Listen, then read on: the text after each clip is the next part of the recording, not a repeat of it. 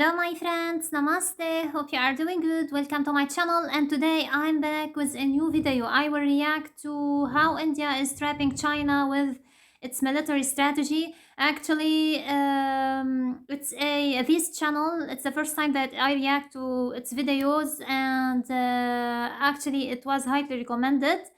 So, as we know, India and China has have been involved in some sort of Cold War for decades. So now we will see how India is trapping China with its military strategy. So let's be ready. 3, 2, 1, let's go. विस्तारवाद का युग समाप्त हो चुका है।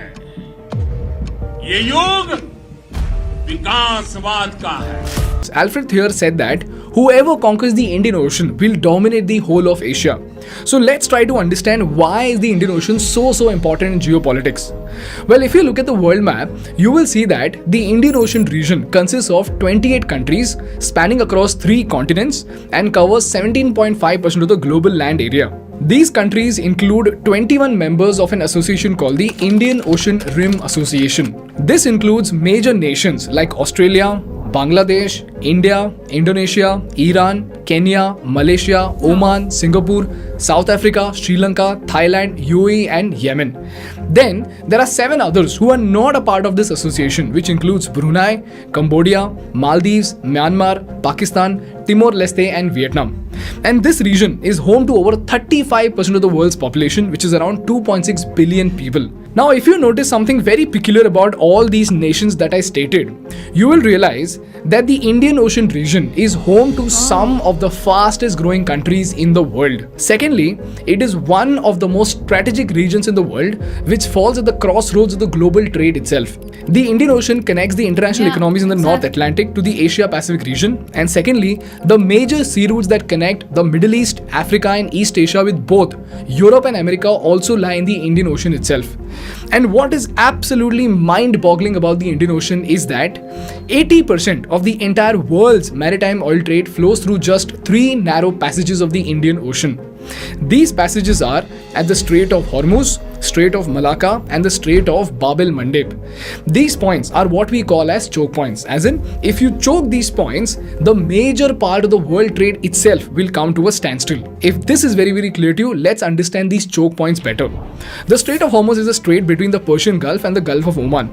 The Strait of Malacca, as you know, is this place between the Malay Peninsula and the Indian Ocean island of Sumatra. The Bab el-Mandeb is a strait between Yemen on the Arabian Peninsula, Djibouti and Eritrea in the Horn of Africa. This strait connects the Red Sea to the Gulf of Eden. And apart from these 3 choke points, we have 4 more, which are the Mozambique Channel, the Suez Canal, the Sunda Strait and the Lombok Strait. Now, if you remember from our previous episode, China has very clearly entered very close to all these choke points. To establish dominance over the Strait of Hormuz, China has the Gwadar port in Pakistan on a 40-year lease. And it also has its infrastructure and railway lines to Iran. To establish dominance over the Strait of Bab el-Mandeb and the Suez Canal, China has debt-trapped Djibouti to build its naval base. And then, to capitalize on the Strait of Malacca, Sunda Strait and the Lombok Strait, China has made strategic alliance with Indonesia to build its infrastructure projects. And if you go through the details of the Chinese relations very closely, you will see that China has already established very close relations with the Mozambique government and has established control over a port called the Dar es Salaam port in Tanzania. So in short, the world trade can be stopped within a jiffy if you have control over these choke points in the Indian Ocean. And at the same time, if you do not have control over these points, your enemy can block your trade in no time. And quite evidently, China has slowly extended its dominance over all these choke points.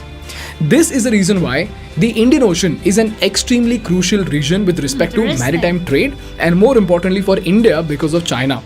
But the story does not end here. Apart from maritime trade routes, the Indian Ocean contains some of the most precious resources in the world. In fact, a large portion of the resources of the Indian Ocean is yet to be explored.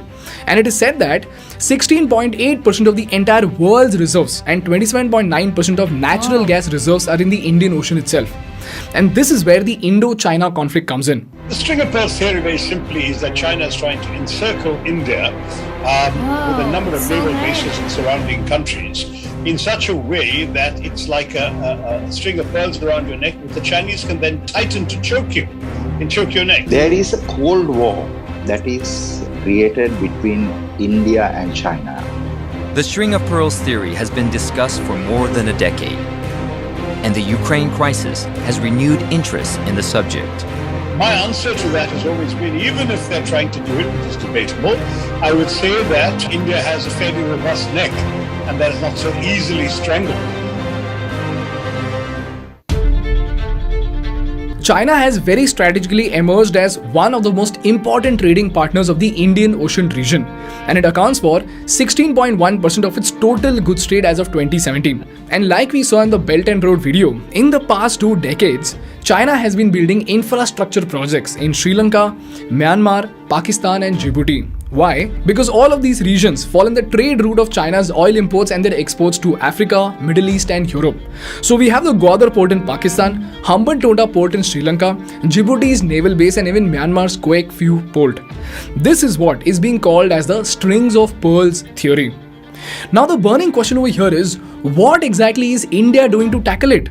Well, instead of openly and boldly announcing its strategy like China, India has been slowly and steadily operating in a stealth mode with something called the necklace of diamonds strategy. To understand this, let's take a look at the list of strategic bases India has set up with partner countries as well as the various trade agreements that India has signed. And by the way, you must have seen a lot of people who often criticize the Prime Minister saying that he's wasting India's money by taking a world tour. Well, for those of you, here's why the Prime Minister of India spends countless hours in traveling all around the world. हम अपने देश की अखंडता और संप्रभुता के साथ समझौता नहीं करते हैं। जब भी समय आया है, हमने देश की अखंडता और संप्रभुता की रक्षा करने में अपनी शक्ति का प्रदर्शन किया, अपनी क्षमताओं को साबित किया। चाहे स्थिति कुछ भी हो, परिस्थिति कुछ भी हो, भारत पूरी दृढ़ता से देश की एक एक इंच जमीन की, देश के स्वाभिमान की रक्षा करेगा। हमारे लिए भारत की अखंडता और संप्रभुता सर्वोच्च है और इसकी रक्षा करने से हमें कोई भी रोक नहीं सकता। First, let's start from the counter for China's strategic placement at Gwadar and Djibouti. For this, India has very cleverly placed its base over here in Oman, and here's where we have the Dakum port. The Dakum port is where India's important crude imports flow from the Persian Gulf. This place is strategically located on the southeastern seaboard of Oman and is overlooking both the Arabian Sea and the Indian Ocean. On top of that, it is also straddled along the critical sea lanes in the Arabian Sea and the Gulf of Eden. And all thanks to India's relation with Oman, we have military access to this port, which makes it a great defense point. Then we come to this region that is close to the second choke point, which is the Mozambique Channel. In 2015, Modi ji signed an agreement with the Seychelles president to develop a place called the Assumption Island for military use. But unfortunately, after this deal was done, there were a lot of protests. There was a change in government, because of which this diamond as of now is in a shaky situation. Then we come to perhaps the most important choke point of all, which is the Strait of Malacca and the other two choke points right beside it. Here's where we have the Changi Naval Base, wherein in 2018, Modi ji signed an agreement with the government of Singapore. This agreement has provided direct access to the Indian Navy itself. So while sailing through the South China Sea, the Indian Navy can refuel and rearm its ship through this base. This is followed by the Sabang port in Indonesia. And again, in 2018, India got military access to Sabang port, which is located right at the entrance of the Malacca Strait. So theoretically, we have a firm grip over the Strait of Malacca. And if you remember from our China's BRA video, 70% of China's oil supply and 60% of their trade passes through the Strait of Malacca.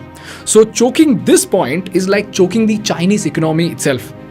After that, we have the Indo-Vietnam Diamond, and long story short, we have historically had a great relationship with Vietnam. We supply some of the most important defense equipment to Vietnam, and we have signed a comprehensive strategic partnership with Vietnam in 2016 itself. Then we have our important diamond in Japan. On 9th of September 2020, India and Japan signed something called the Acquisition and Cross-Servicing Agreement that would allow militaries of both these countries to exchange supplies and services on a reciprocal basis. So again, Japan and India can use each other's port as per their strategic requirements. And the best part about this point is that if you look at the map, you will see that it gives us a very close placement to the mainland of China itself. And then we have Mongolia, where Modi ji became the first Indian Prime Minister to visit. And more importantly, India has established a very strong relation with Mongolia by giving out a $1 billion credit to develop an air corridor for Mongolia. And lastly, we have the Chabahar port in Iran. And if you remember from our China video again, Iran is also a part of the Chinese BRI initiative, wherein they have a railway line from China to Iran, passing through Kyrgyzstan, Uzbekistan, Turkmenistan to finally ending at Tehran in Iran. So here's where India very cleverly understood the importance of Iran. So in 2015 itself, when Iran was facing crippling economic sanctions and diplomatic isolation, India agreed to develop a deep water port in Chabahar on the Gulf of Oman. And as a part of this deal, Modi ji visited Iran and signed the agreement worth $500 million to develop this port and related infrastructure. And if you see, it's not just strategic with respect to China's infra in Iran, but also very close to the Gwadar port in Pakistan. Now, if you connect all these points together on the world map, you will see that it's literally a necklace around China, and more importantly, they are strategically located points that can be used to counter the Chinese in case of any military conflict.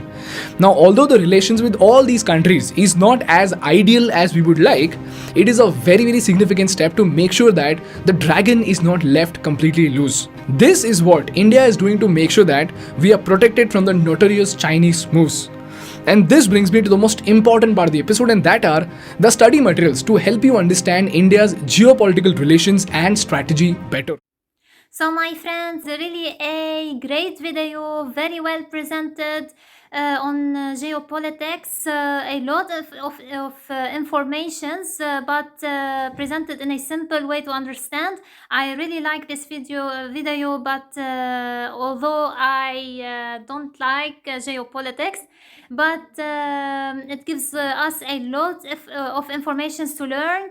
And actually, as we know, India and China, it looks like always means the conflict between them. It's like a game. Nobody knows who will win, but I'm sure and I believe that the Prime Minister Modi and with the help of the Foreign Minister Dr. Jaishankar, they will play a big role, and they have a vision to make India more strong geopolitically. So my friends, I hope that you enjoyed my reaction video, and if you want to see more videos, mention your recommendations in the comments. See you in the next video. Love you all. Bye.